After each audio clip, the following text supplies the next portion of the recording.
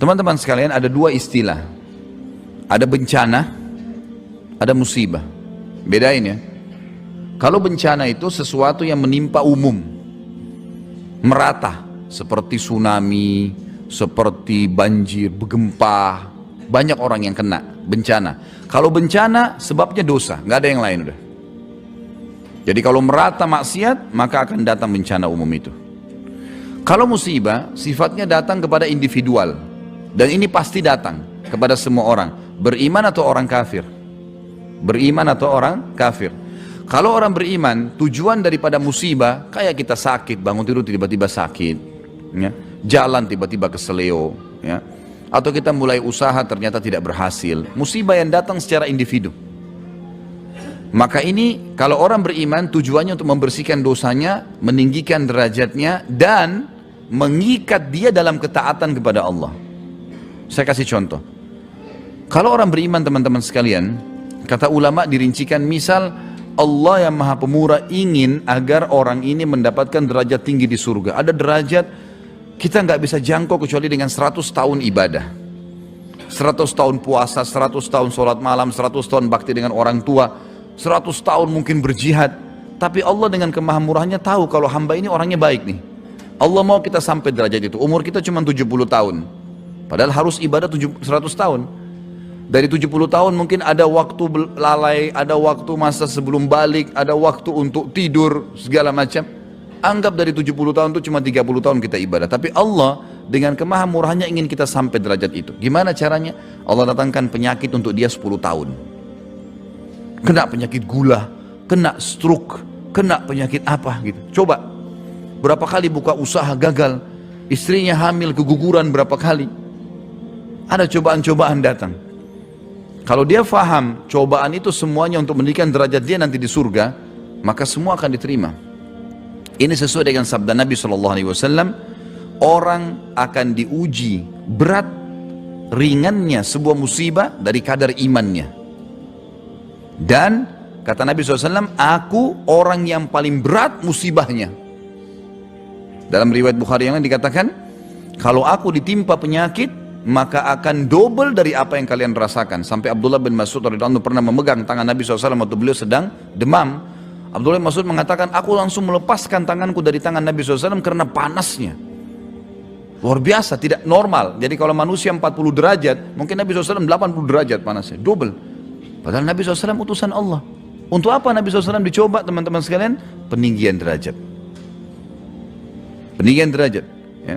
Karena di surga pun ada persaingan para nabi-nabi. Ingat hadis Bukhari yang berbunyi, kalau kalian dengarkan muadzin ucapkan seperti apa yang diucapkan oleh muadzin, lalu bacalah salawat untukku, karena siapa yang membaca salawat untukku maka dia akan mendapatkan akan diberikan salam oleh Allah, karunia, rahmat dari Allah 10 kali.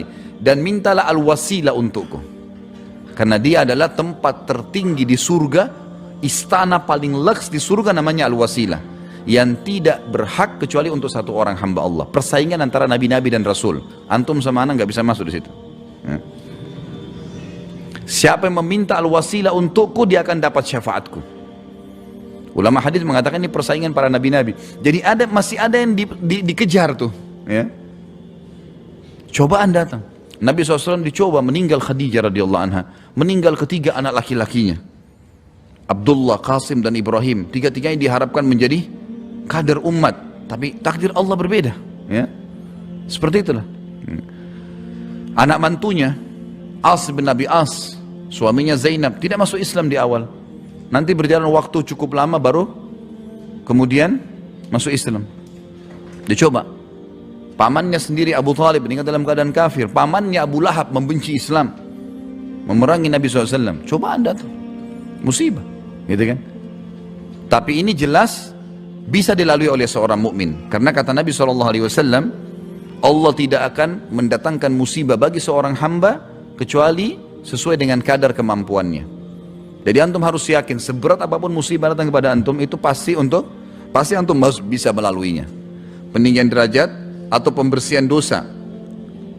Dalam hadis Muslim dijelaskan tidak ada yang menimpa seorang muslim dari capek, letih, sakit, gangguan orang, bahkan duri menusuk kakinya kecuali jadi pembersihan dosanya. Kemudian juga pengurungan ya, atau membawa seorang mukmin itu pada jalur ketaatan secara mau nggak mau. Misal seseorang stroke teman-teman sekalian, terfikir nggak pergi ke diskotik, bar, zina? Hah? Atau antum lagi terlilit utang, sumpek, ya, terpikir nggak untuk buat dosa kira-kira? Dosa itu datang teman-teman pada saat orang lagi berlihai-lihai, banyak waktu lowong, ya. Makanya ulama mengatakan untuk menjauhi dosa itu caranya sederhana, sibukkan diri dengan ibadah sudah. Nanti dosa itu akan tertinggal dengan sendiri, karena dosa itu datang dengan kelalaian. Kalau orang lagi padat jadwalnya, sibuk, kita lagi lembur, punya kerjaan, teman kita ngajak kemana, waduh saya lagi ada kerjaan nih, nggak bisa, karena padatnya kegiatannya. Nah musibah bagi orang mukmin itu untuk memaksa dia, tanda kutip, di rel ketaatan. Kita nggak ada waktu untuk buat dosa. Bisa ditangkap ini? Nggak ada suara, senyap. Entah antum ini faham, tangkap atau kemana. Mengkhayal boleh tapi di pelajaran kita ya, jangan kemana-mana. Jadi harus difahamin ini ya. Baik, kalau untuk orang fasik atau orang kafir, musibah itu, fasik ini siapa? Muslim tapi masih banyak dosanya. Muslim sholat tapi masih zina, masih riba, mencampur baur amal soleh dengan kemaksiatan, ini namanya orang fasik. Atau orang kafir, musibah yang datang kepada mereka, kalau orang fasik untuk membersihkan dosanya, dibantu oleh Allah untuk itu, membersihkan dosanya, atau justru untuk ya memberikan kepada dia peringatan. Umumnya orang subhanallah kalau buat maksiat lalu Allah datangkan cobaan, umumnya itu hatinya cenderung untuk bertobat kepada Allah.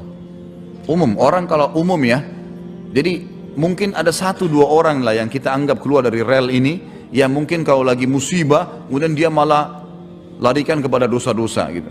Orang umumnya duduk, merenung, kalau dia ikutin kecenderungan hatinya, dia akan lari ke ibadah tuh. Biasanya nanti lari ke masjid, konsultasi kepada ustadz, mulai kembali ke jalan Allah. Orang fasik. Kalau orang kafir, murni untuk memberikan peringatan kepada dia. Ini pembagian antara bencana dan musibah ya. Kalau datang umum berarti itu karena dosa yang merata, sebagaimana sabda Nabi SAW dalam hadis Bukhari, tidak ada dosa yang merata di satu kaum kecuali Allah juga meratakan hukumannya. Di dalam hadis yang lain juga, kalau ada orang yang berbuat dosa dan dibiarkan, tidak dipungkiri, maka Allah akan datangkan cobaannya dan nanti semua kena, walaupun orang yang ada di situ yang baik pun kena. Nanti Allah akan bangkitkan sesuai dengan kadar niat dan amalnya.